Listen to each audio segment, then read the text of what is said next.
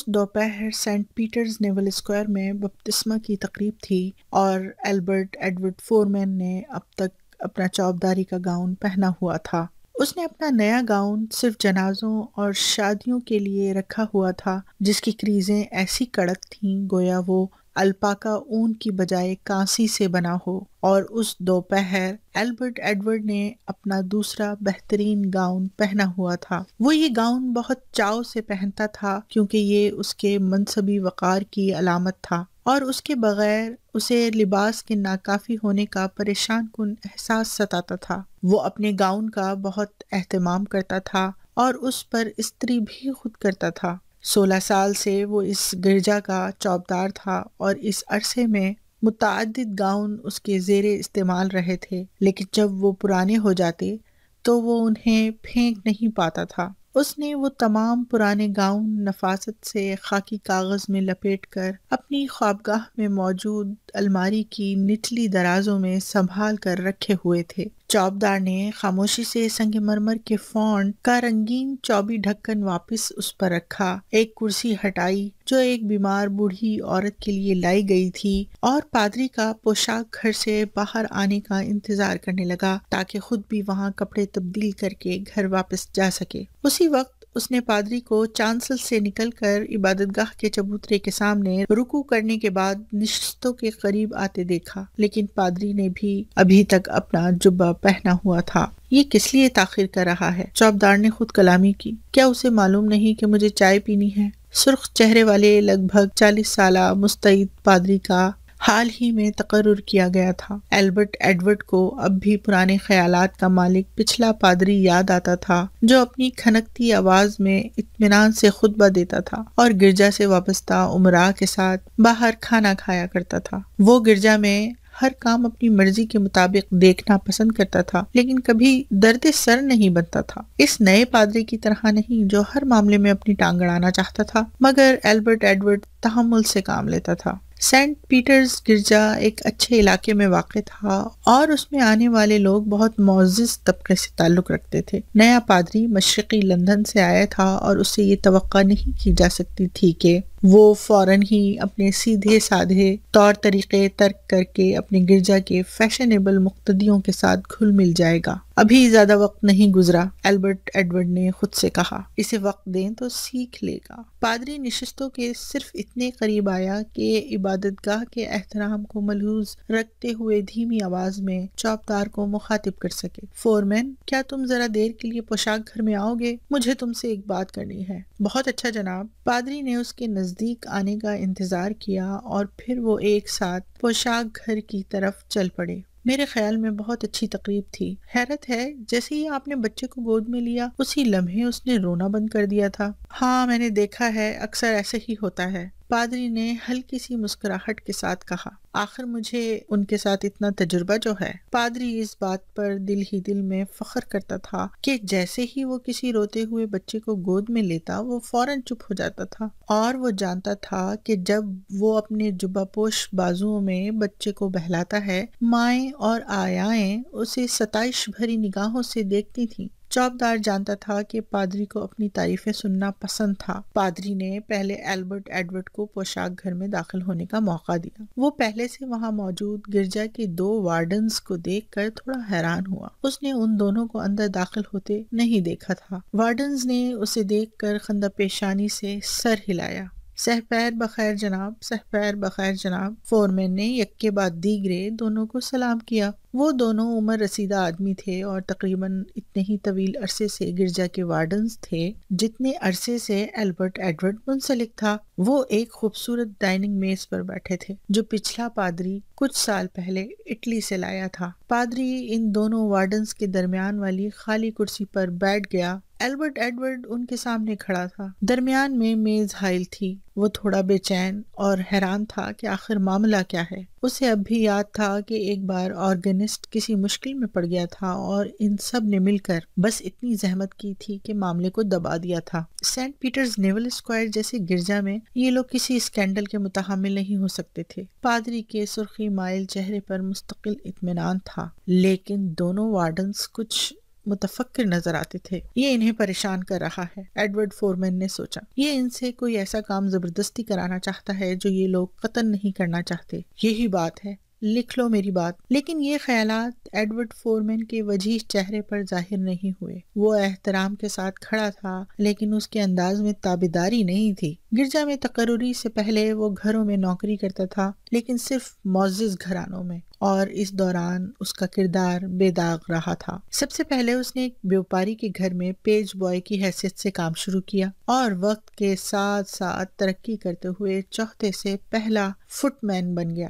1 سال کے لیے ایک دولت مند بیوہ کے پاس واحد بٹلر رہا۔ سینٹ پیٹرز گرجا میں اسامی خالی ہونے تک ایک ریٹائرڈ سفیر کے پاس بھی بطور بٹلر ہی نوکری کی، جہاں اس کے ماتحت 2 بندے کام کرتے تھے۔ وہ دراز قد، دبلا پتلا اور باوقار آدمی تھا۔ اگر کسی ڈیوک کی طرح نہیں تو کم از کم پرانے زمانے کے کسی ایسے اداکار کی طرح دکھائی دیتا تھا جو ڈیوک کے کردار ادا کرنے میں مہارت رکھتا ہو۔ اس کے پاس مستقل مزاجی، حکمت اور خود اعتمادی تھی۔ اس کا کردار بے عیب تھا۔ پادری نے تیزی سے گفتگو کا آغاز کیا۔ فورمین، ہمیں تم سے ایک ناخوشگوار بات کرنی ہے۔ تم بہت سالوں سے یہاں کام کر رہے ہو، اور میرا خیال ہے بشپ اور وارڈنز میری بات سے اتفاق کرتے ہیں کہ تم نے اپنے فرائض منصبی مکمل دیانتداری سے انجام دیے ہیں۔ دونوں وارڈنز نے سر ہلایا۔ لیکن چند دن پہلے ایک غیر معمولی بات میرے علم میں آئی ہے، اور میں اپنا فرض سمجھتا ہوں کہ یہ بات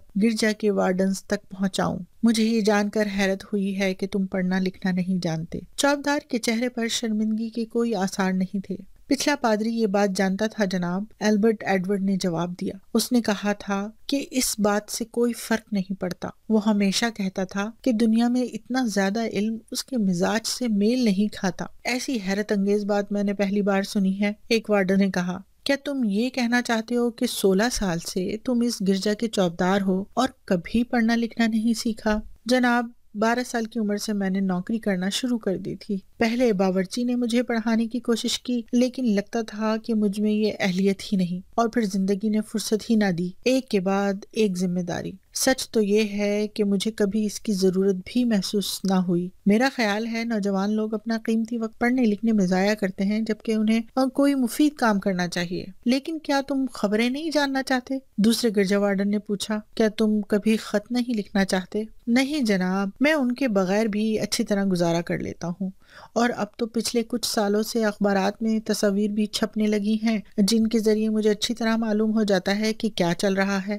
رہا خط لکھنا، میری بیوی پڑھنا لکھنا جانتی ہے۔ اگر میں خط لکھنا چاہتا ہوں تو وہ میرے لیے لکھ دیتی ہے۔ ایسا نہیں ہے کہ میں جواری ہوں۔ دونوں گرجا وارڈنز نے پادری کو پریشانی سے دیکھا اور پھر نظریں میز پر جھکا لیں۔ ٹھیک ہے فورمین، میں نے اس معاملے پر ان دونوں حضرات کے ساتھ بات چیت کی ہے، اور یہ اصحاب مجھ سے بالکل متفق ہیں کہ صورتحال مشکل ہے۔ سینٹ پیٹرز نیول اسکوائر جیسے گرجا میں ہم ایسا چوبدار نہیں قبول کر سکتے جو پڑھنا لکھنا نہ جانتا ہو۔ ایلبرٹ ایڈورڈ کا دبلا پتلا زرد چہرہ سرخ پڑ گیا، اور اس نے بے چین ہو کر پہلو بدلا، لیکن کوئی جواب نہیں دیا۔ مجھے سمجھنے کی کوشش کرو فورمین، مجھے تم سے کوئی شکایت نہیں ہے، تم اپنا کام تسلی بخش کرتے ہو۔ میں تمہارے کردار اور محنت کی تہہ دل سے قدر کرتا ہوں، لیکن ہمیں کوئی حق نہیں ہے کہ ہم تمہاری افسوسناک بے علمی کی وجہ سے کسی قسم کا خطرہ مول لیں۔ یہی اصولی اور دانشمندی کا فیصلہ ہے۔ لیکن کیا تم پڑھنا لکھنا سیکھ نہیں سکتے فورمین؟ پادری نے پوچھا۔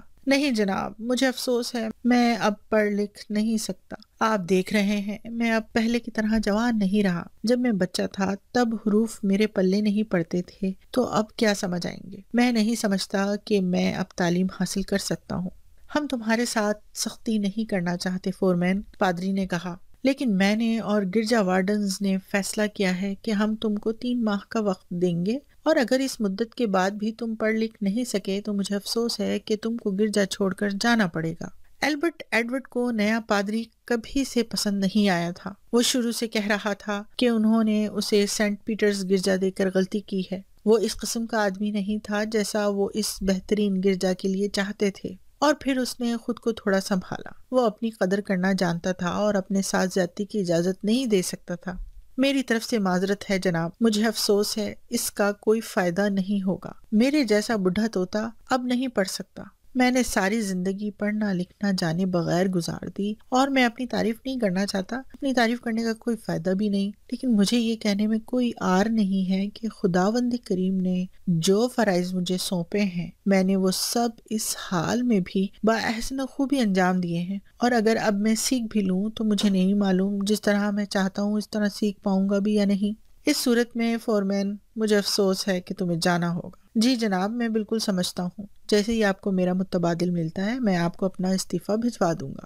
لیکن جب البرٹ ایڈورڈ نے باہر نکل کر اپنی معمول کی شائستگی کے ساتھ پوشاک گھر کا دروازہ آہستہ سے بند کیا تو وہ غیر متزلزل وقار برقرار نہیں رکھ سکا جس کا مظاہرہ اس نے پادری اور وارڈن سے بری خبر سننے کے بعد کیا تھا۔ اس کے ہونٹ کانپ رہے تھے۔ وہ آہستہ آہستہ چلتا ہوا پوشاک گھر کی طرف واپس لوٹ گیا اور اپنا گاؤن اس کی مخصوص کھوٹی پر لٹکا دیا۔ اس نے ان بڑے جنازوں اور شاندار شادیوں کے بارے میں سوچ کر ایک آہ بھری جو اس گاؤن نے دیکھی تھی۔ البرٹ ایڈورڈ نے صفائی ستھرائی کی، اپنا کوٹ پہنا، ہاتھ میں ہیٹ لیے نشستوں کا ہال عبور کیا اور گرجا سے نکل کر اس کے دروازے کو قفل لگا دیا۔ خرامہ خرامہ چوک پار کیا، لیکن گہری اداس سوچوں میں گم، بجائے اس گلی میں داخل ہونے کے جو اسے اپنے گھر لے جاتی، جہاں اچھی سی کڑک چائے کی پیالی اس کی منتظر تھی، وہ غلط گلی میں مڑ گیا۔ وہ آہستہ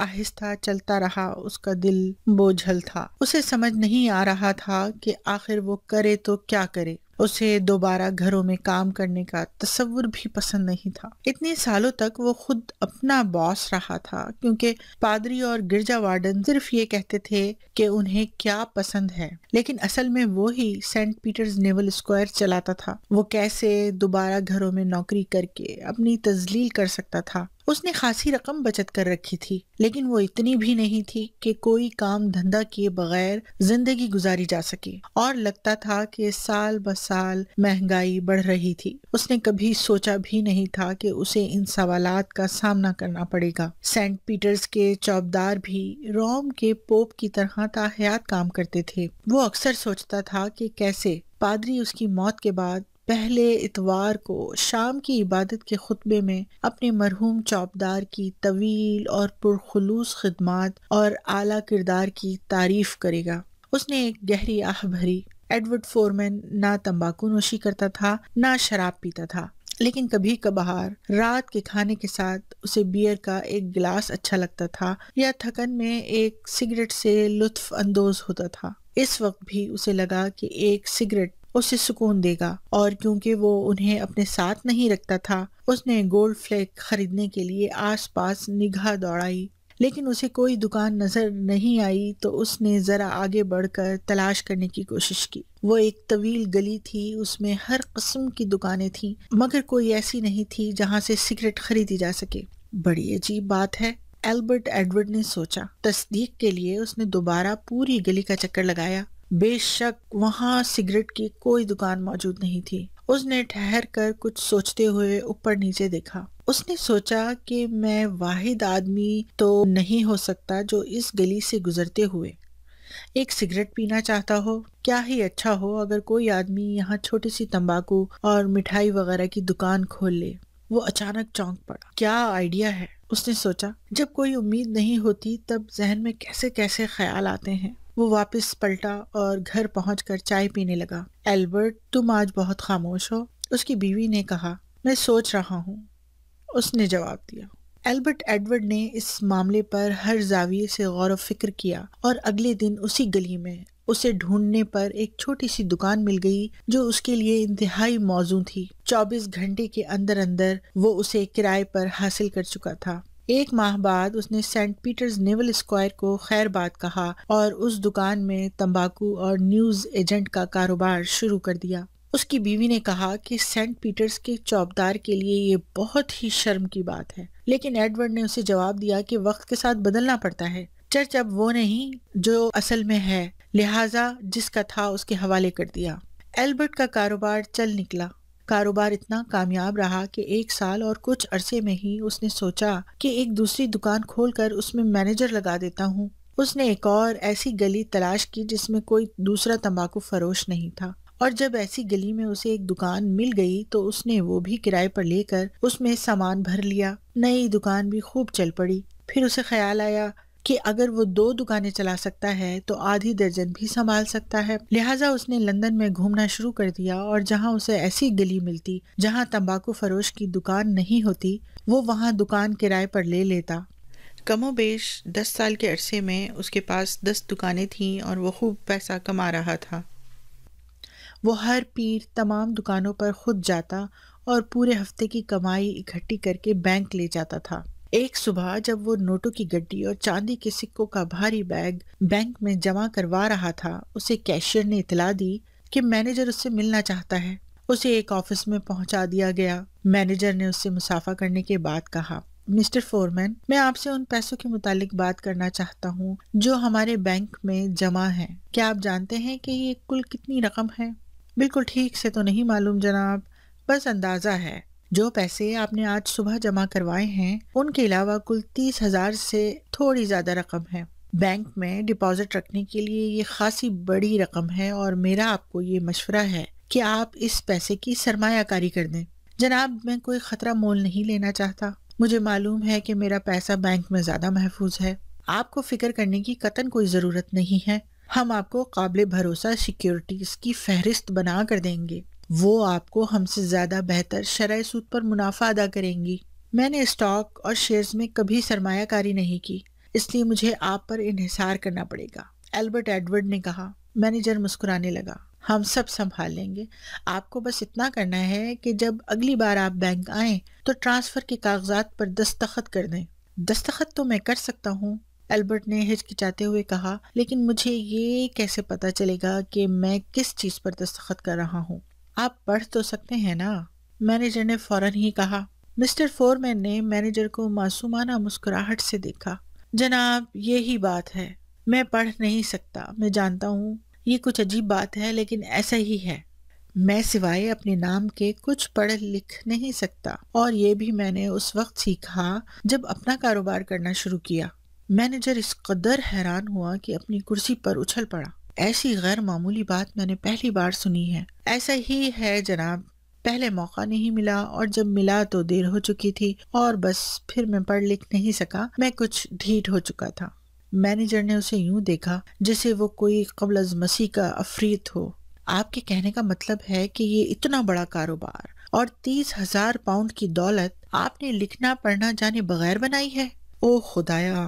صاحب، اگر آپ پڑھے لکھے ہوتے تو آج کیا ہوتے؟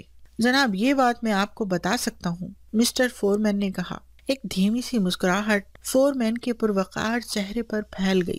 میں سینٹ پیٹرز نیول اسکوائر میں چوبدار ہوتا۔